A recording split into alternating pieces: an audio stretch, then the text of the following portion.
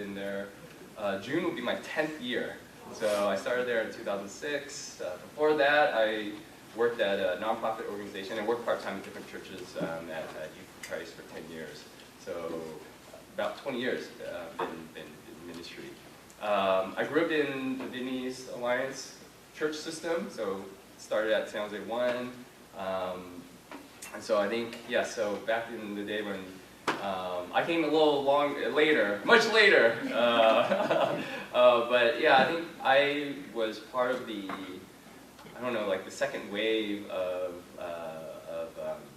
like just the youth camps and the youth, in winter and summer. And it's different. It's different.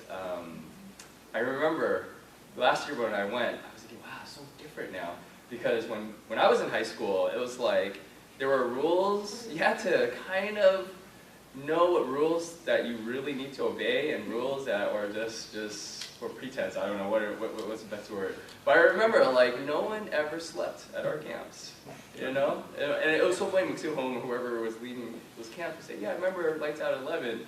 But by 11 or by 12:30, see everyone was like, you know, playing Ding Lun, you know, and then Mr. Home was like walking around 12:30, you know. So you're like, I'm confused, but I love it. And it was just different. So, and it is a different generation, as you say, you know, like going out the door, you know, parents are like, you probably didn't even know you're gone for a few days. Parents are working, but the generation that we have now, which I'm part of that generation of parents. It's like, where are you going? Why wasn't your phone on? Track my daughter, where's she, you know, in the house? And, exactly. And, because if you don't helicopter them, then you're not part of the in crowd of parenting. And so it's just a different generation.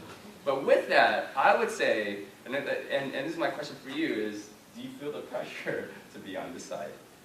Because it is true, right? Sometimes if you're going to be too much on this side, you feel like you're going to be left behind. You're not going to get anything accomplished.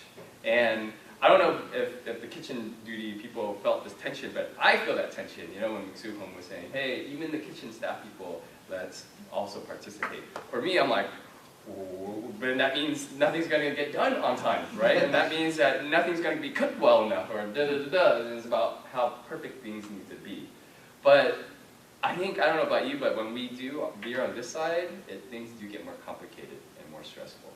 But when it's not so much about being, I mean, yes, this is a result of experiencing a more intimate, a more real relationship with Christ. Then it's like everything just makes sense, the right things slow down, and then you start to realize, like, God is in control. And what am I working so hard for? Because God has all things under control.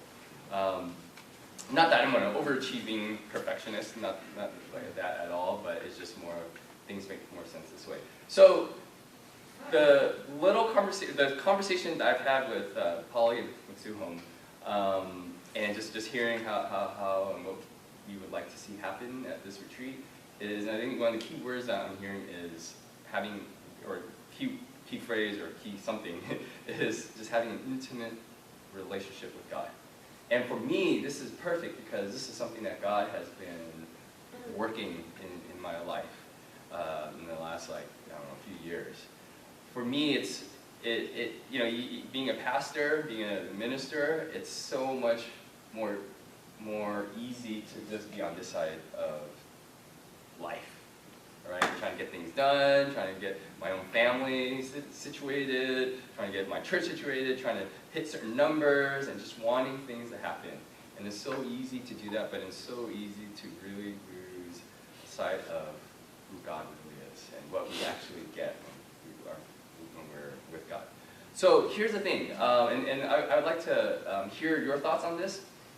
And I'm going to kind of focus on the word intimate. Intimacy. I think, I would say, and I don't know if you agree with this, but we all are looking for intimacy in some shape or form, right? Some shape or form. And so the question is, where are people looking for that intimacy? Now, when I think of intimacy, I think of a place or a person that will accept you, unconditionally. You know, or that will see who you really are and will still love you. That will still want to be with you. That will still want to have a relationship with you, of whatever capacity.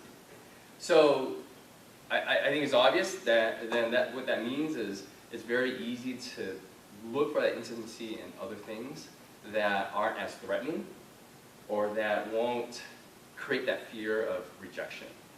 Because I think a lot of people, some people, I don't know if you feel this way, are very desperate for that intimacy because they try to find that intimacy in places they think they should experience intimacy, but then they experience rejection, right? Maybe they want to find that intimacy with their parents. You know, parents who just love them, accept them, but they find that parents won't accept them unless they perform well, right? Or they try to find with their friends, but they see that their friends treat them differently if they are less than. They try to find, you know, different places at work or at school. And so I think a lot of people, that's why a lot of people, I wouldn't say they're addicted, but maybe some people are fixated with like pornography. Like pornography is like one of the most easiest and damaging ways to find intimacy. An image that will say, I'll take you as you are. Or sports, right? Like the other day I was watching this NBA thing about these guys that play basketball. I think it was Isaiah Thomas, and he was saying, you know, I love basketball. And he just hugged the ball, right? And you're like, wow, he is getting intimate with the ball, right? But you know, it's like, you know, basketball is so great because she will never leave you. She will always love you. She will always be there. She'll always take you as you are. You know, you're like, wow. It's powerful to see that connection that he has with basketball, and a lot of that has to do with the intimate relationship he has, and the unconditional acceptance that supposedly basketball offers him. So I think people are looking for it, and unfortunately, it's hard to find that in God, right? You know, it's really hard, and so I think, biblically speaking, when we see in scriptures, one of the things that happens is God is the ultimate place. You know, God is the ultimate person that we can find true intimacy. Because how more intimate and how much more accepting and loving can you be if He's willing to send His perfect Son, right? Now, I only have 2 kids, not like a village. Like you guys, like 4. You know, you guys each have 4, right? 3. Okay. But it's like I can only imagine. You know, my younger one's only like 15 months, so she's got a pass for a few more months. But you know, once a certain stage happens where you're like, one is really good and one is not so good. I don't know if you guys ever do that with your own kids. But to say, you know what, these people are so bad, but I'm going to send my favorite one, the perfect one, to die, to suffer, to see him be humiliated, to see him go through so much pain for the sake of these other people who reject me. But I'm going to send him, I'm going to send my perfect Son to suffer for them so that they can have a relationship with me. I was like, wow, how much more intimate can you get than that, right? So my question is what kind of, and I think a lot of times people struggle to find intimacy with Christ because we have intimacy issues. So what kind of issues, intimacy issues, do you see maybe in your own life or in the life of people at your church? So I'll give you some examples just in case you're like, what are you talking about? So like there's one girl who at our church would never want to get married. Does not want to. She's very verbal and vocal about it. She's like, I'm never going to get married because of the marriage and the family that I grew up in and I've seen in my parents. I'm like, how bad can it be? You know? And she's like, her dad's abusive. There's a lot of fighting. And what I gathered through the years as I've gotten to know her is she's never felt safe at home. And she's longed to experience and find that safety at home. And times that she's put her guard down, she was abused. And so you can see, like, for her, it's like, wow, she has issues with intimacy. She doesn't think that anyone could ever love her as she is. You know, no one could ever, especially a man, she could never have a relationship with a man that would never so sad, you know, if you think about it. And so, so she has that same kind of, those issues affects her relationship with God. You know, she thinks God is a mean God. You know, she's always looking for ways that what God is not doing for her. But a lot of that is just how she has experienced intimacy, and that's some issues that she's had. Another person is, you know, this guy is very performance-driven, and a lot of that is his relationship with his dad. It's like, it's weird. He says like 95% of all the things that his dad talks to him about is what he needs to do.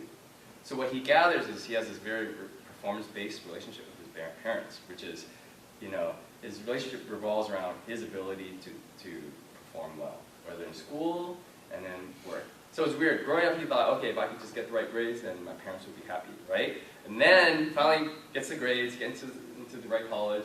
Then from college, then his dad's harking on him on getting the best job, right? And then once he got his job, you know, good place like LinkedIn, then his dad's like, well, you're only going to settle for an undergrad, you got to get a master's. And so it's like, it's just all these things that he has to do just to feel like he's won his dad's approval. And so when you look at how he interacts with God, it's the same way. You know, he's like, I gotta read scripture, I gotta memorize the whole chapter of this, and he expects me as a pastor to tell him what to do, right? Like, tell me A, B, and C, like, what am I supposed to do? And I'm like, our relationship's a little bit more complex, and sometimes a little bit more open-ended. And there are some things that's just black and white, right? But there's some things where you just need to just sit with God. And so, you know, we're kind of going through that just to look at what that looks like. So how about for you guys? Like, in your church, or the people that you know, what kind of issues do they have with intimacy, would you say? Are they similar? Are they different? You know, my church, mostly Chinese American, and so, you know, even though we're all Asian, but it's different. It's different. But what would you say some of those intimacy issues in your own church struggle with? And I'm asking so that hopefully whatever I'm going to share in the messages can kind of address, or at least keep in mind some of those issues. Yes? Well, I think most Vietnamese churches, if we're speaking particularly about the youth, the young, and also in terms of intimacy between children and parents is difficult, most because of the language barrier. So what about the language? Is it like parents are like, come on, you're Vietnamese, you don't know how to speak Vietnamese? Well, actually, when I say language, I would mean both language and culture. Okay. As well. Right. The Vietnamese culture has a certain way of expressing intimacy, and by and large, the kids that are born here have adopted more or less an American culture, and that has a different way of expressing intimacy. And when those expectations, in whatever form they get, clash, then no intimacy takes place, and so there's almost a disconnect between parents and kids on many levels. That you know, it's difficult in the relationship, and that just comes with first, second generation. Yeah. So is it more like, would you say a lot of the teens, even college students, or even older, right, are feeling like my parents just don't understand me, and they're not making an effort, and they don't love me as a result. So how's that? Does that translate into, would you say, their relationship with God? Like, God doesn't understand me, or God's just like, you know, this distance? God seems farther away. God, for them, not on a cognitive level, but on like anyone above me is just naturally, there's just naturally this gap. Okay. And so by nature of him not being of my age, there's a natural gap that they've just experienced their entire life, being born here and being raised in a culture that's not working. And so what would you say is, what are some expectations from the parents that, you know, let's say the American-born child doesn't appreciate or understand that, you know? Getting into the details of Vietnamese culture, there's more of a whatever parents say goes. Oh, really? Okay. Kids just have to obey. You have to do what your parents say. Okay. And that flies in the face of more of the individualized mentality of American kids, where I want to do my thing. I don't want to be told what to do. I want to go my own path. Okay. Rather rather than have you tell me what to do. Okay. And so fundamentally, you have that kind of clash. And I think that parents, sometimes kids cannot express what they feel, how they feel, and what they want to say back to the parents, because they're going to be talking back to the parents. So it's like they would keep it to themselves, and like so that stuck in their hearts and minds when they communicate to the parents. So that's where the communication is missing. Right. So they don't feel like they have a voice. Right. And anything they say, it's penalized. Yeah, it's more like you're being disrespectful, you're talking back, and do what I say. I think it's important to spend time with your kids. Like, example, I just took my 14-year-old son, and he has a promotional dance yesterday. So he asked me, Mom, can we go promotional dance shopping? I said, okay. So I just took him shopping, and then all of a sudden he said, Mom, I have to confess. I was like, whoa. Usually he doesn't talk a lot, but then when you spend time with them and you tell them, yeah, I have to confess of this good and that, and I'm like, okay. I'm just letting a listening ear. But I think you have to spend time with your kids. I also see that kids nowadays, between kids and kids, it's hard for them to connect to because they're on Facebook all the time and they text. When you call them, they don't answer the phone, but you text them, they answer you. Right? I would say, yeah. So the question is that, here's a hard, objective question. To them, is that being intimate? And maybe for us, we're just from a different generation, right?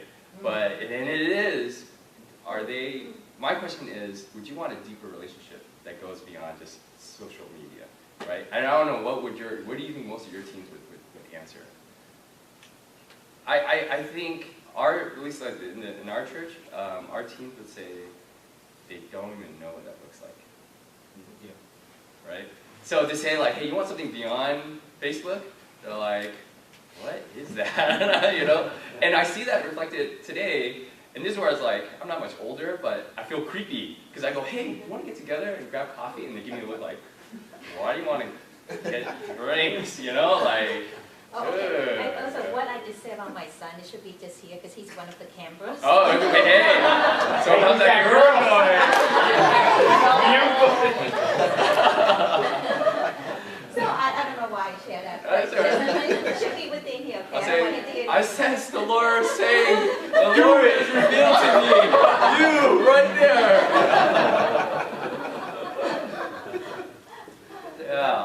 That's another issue though with intimacy, is technology, where the art of conversation is lost, there's an element of it that's subjective, but I think I can make an objective case that the more you rely on technology, the more you rely on Facebook and Twitter and whatever. I think kids nowadays, they just have a different value system than we did. Like when we say, don't you want something deeper? It's not even on the radar, right? Right. They don't, not only do they not know what it looks like, it's a foreign concept to them. Right? What's important for us when we were young, it's not that long ago, but what's valuable is being able to sit down and open yourself up to your friends, to have the comfort of saying whatever you want, like you said, opening yourself up and feeling confident that you're not going to get rejected. So there is a fear of rejection, even what you're observing. And nowadays, like rejection cuts deep in them, because when someone gives them thumbs down, do you give thumbs down? That's YouTube, right? YouTube. Or whatever the Facebook where you don't get the affirmation, the thumbs up, you don't get the affirmation you need. That's devastating to them. Like they didn't get X number of likes in however long this and that. Like that's rejection to them. So it's a totally different. They have different relational goals. I think the mode, how you go about expressing intimacy is a bit different compared to them and us. But I think the goal or the objective is still the same, that everybody wants to be loved, everybody wants to be accepted. The way they go about it, expressing themselves different. They have Facebook nowadays, they get online, they text their friends and stuff. We don't do that. We rather talk. We'd rather feel like you call somebody, you hear that person's voice, then you feel it's better, you know how the person is feeling, and you have that conversation. that you know that person versus you just text, right, or emails. But for them, it's a bit different. I think they're a little bit more detached, but still the same. They want to be loved. They want to be accepted. Mm-hmm. So how about, I'm curious for the ones who are on the younger side, like, I don't know what that younger is, but like, maybe under 25, like how do you feel about the word intimacy amongst you and your friends, and what does that intimacy look like with God, and what barriers do you find yourself or the people that you know running into in terms of being more intimate with God? That's not